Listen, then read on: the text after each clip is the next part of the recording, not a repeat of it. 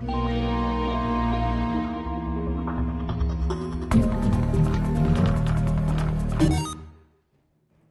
what is going on, everybody? Jerma here with SMITE Sunday. Welcome to the first SMITE Sunday on this channel, where I break down a god, or I show you a good gameplay and talk about it potentially, or I do a live commentary. But today is going to be a god breakdown. I'm going to talk about the god Anubis, the god of the dead.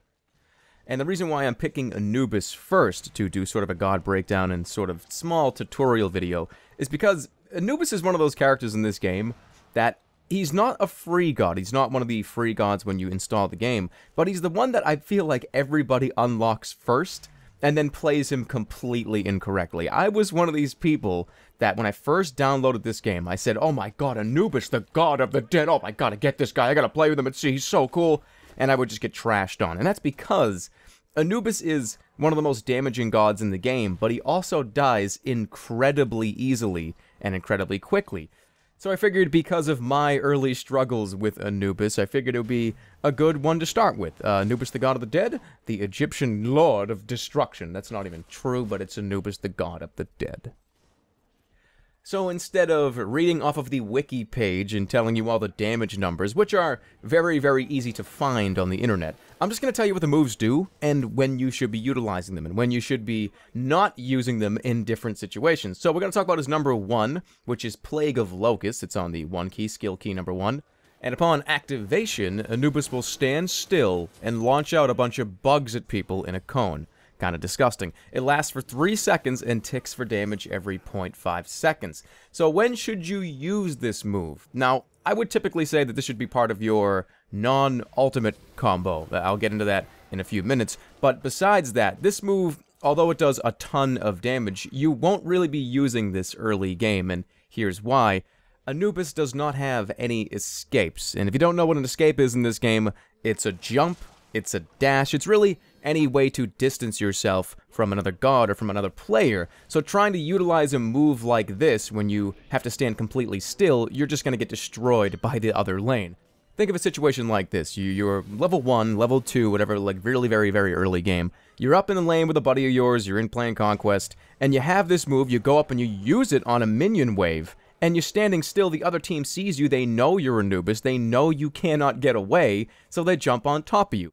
You gotta play it safe, and standing still up at level 2 in a minion wave when there's 2 other guys about to kill you is really not playing safe. You need to use your 3 early game for Anubis, I would say, but we'll get into that when we get to that. Also, that kind of leads me to another point about some beginner tips for you guys. Standing still is bad. It's very bad. If you stand still in this game, because everything is a skill shot, well, most of the things in this game are skill shots, there's so many stuns, there's so many slows, there's so many people that will be able to hit you with all of their moves, you don't want to be standing still. So that's another reason why the number 1 is not the best choice early. So moving on, let's talk about his 2, which is arguably his best move, and that move is called Mummify. And basically, this is just a stun that you can do very, very frequently, and it wraps up anybody you hit with it for a maximum of 2 seconds. This is an offensive and defensive move, because if you're trying to run away from somebody, landing one of these can literally save your life. He doesn't have a dash, he doesn't have a jump, but landing a Mummify can really get you away, especially if you use something like Sprint. You can get yourself out of a lot of trouble. And there's not very much else to say about this move just yet. We're going to cover Anubis' 3 and 4, and then return to this bad boy and really talk about the best times to use it. So Anubis' 3 is something called Grasping Hands. It's an AoE ability. It ticks for damage when you put it on the ground. You just place it underneath people, whether it's a minion wave or an enemy god for harassment purposes, and it slows them as well, and it lasts for 2 seconds. Now, this is probably one of the best wave clearing moves in the game. I would say this, Ao Kuang's Tornadoes, Ra's number 1. There's a lot of gods that have fantastic wave clearing abilities, and this is one of them. It's also one of the reasons why I suggest putting points into this first rather than Locust Swarm, because you can use this on the move and it slows people. You can get a lot more utility out of this. You don't have to stand still to use it, and it's a little bit better in team composition situations where you put your 3 down on somebody and your teammate can potentially help out because of the slow. So before I go on any further and talk about his number 4, his ultimate, we're going to talk about what I said previously, and it is the non-ultimate combo. This is really what you should be trying to accomplish when your ultimate ability is on cooldown. What it entails is pretty much this. You use your 2, you wrap up an enemy with your Mummify, and you instantly place your grasping hands underneath them.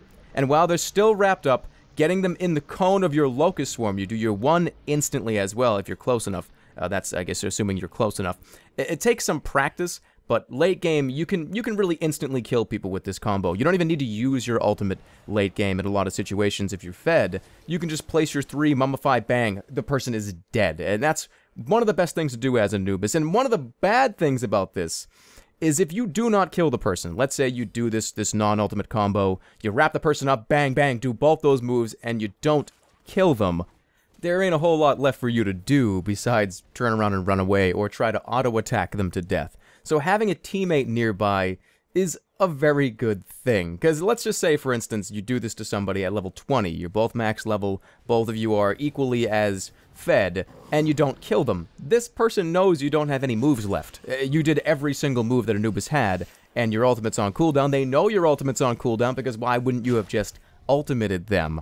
So they might just come after you and just smoke you with some of their moves, because Anubis dies very quickly. So it's gauging these situations and knowing, okay, is there somebody in the jungle? Do I have a teammate nearby? Can I just kill this guy instantly with all 3 of these moves, or am I going to have to wait for my ultimate? These are things that you have to assess, and it just comes from learning the maps and figuring out team compositions and the best time to go in and the best time to go out. You'll get that over time, but this is the best thing to do as Anubis for sure.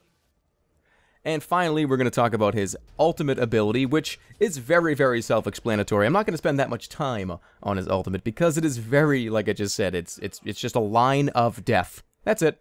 When you use the ability, you stand completely still, and a line comes out of your face, melting anybody that you aim it at. And it's kind of like his 1, where you stand completely still and it does a lot of damage ticking over time, but again, it's in a straight line and you have to aim it at people. It's very much a skill shot, and lag can really play a huge part in this. I have aimed at people with this and they've ran around in a circle around me, and I hold it on them and I don't hit them at all. So it can be pretty tricky to hit moving targets with this and land it, because again, it's just a 1 pew, straight line ahead. But the ultimate combo, I talked about the non-ultimate combo. Let's just briefly bring up the ultimate combo. The ultimate combo is wrapping somebody up with your 2, instantly placing your 3 underneath them, and instead of trying to hit them with your 1, you just instantly do your ultimate and melt the person to death. It usually kills anybody in the entire game at max level, unless they are building tank or unless they are very, very fed. So before the video wraps up in the next couple minutes here, I want to talk about a very specific tactic with Anubis, and it's something that a lot of new players don't try, and it has to do with out-damaging somebody rather than just running away. So, as we all know, Anubis does a lot of damage, and he takes a lot of damage, but people underestimate, I think, how much damage he does late game, and they will try to kill you. So it can be sometimes in your best interest, instead of running around away from somebody, turning on them and using all of your abilities, even if you're at very low health. So you can put people in a very, very large false sense of security when fighting you, if you are very confident in knowing you can land your moves. This is another thing that takes a lot of practice, and because if you turn around, let's say you use this strategy, you attack somebody, you try to kill them, you know you can kill them with your 1 and your 3 if you Mummify them, or your 3 and your ultimate, but you miss your Mummify.